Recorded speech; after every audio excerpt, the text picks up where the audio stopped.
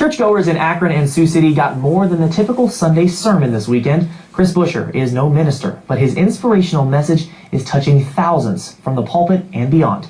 Erica joins us with more. Chris Busher turns 25 next week, and he's been through a lot in his life so far. He became a victim of child abuse at just 3 years old and lost all sense of security.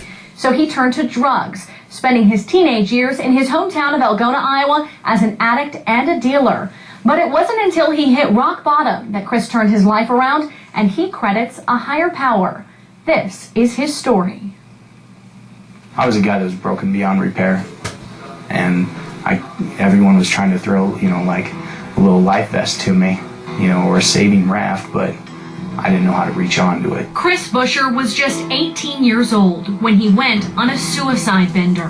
I was taking over 100 pills 3 times a day, just trying to end my life. He overdosed on January 23rd, 2006.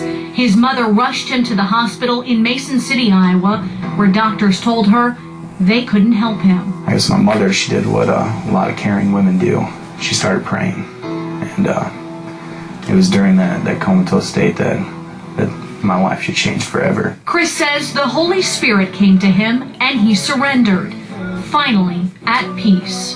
For the first time in my life, at almost 19 years old, I knew what it was like to feel loved. 10 days later, Chris left the hospital, his body healed, after a very real brush with death.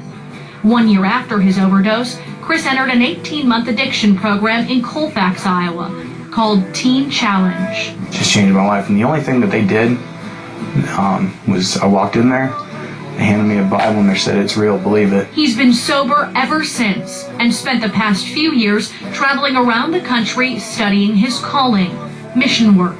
In 2011, Chris started his own ministry, Lay Me Down, and took his message worldwide. Went to Brazil and preached in front of thousands of people. It's my first time preaching in front of more than several hundred. The power of God. When I preach, I like to let people know, hey, I'm definitely anything but better than you. I came from so much lower than most of you, and all I am is a guy that just said yes to God. Chris shares his story of struggle and survival by reaching out to those who will listen. You don't have to have some church credential you. You don't have to have some ministry credential you.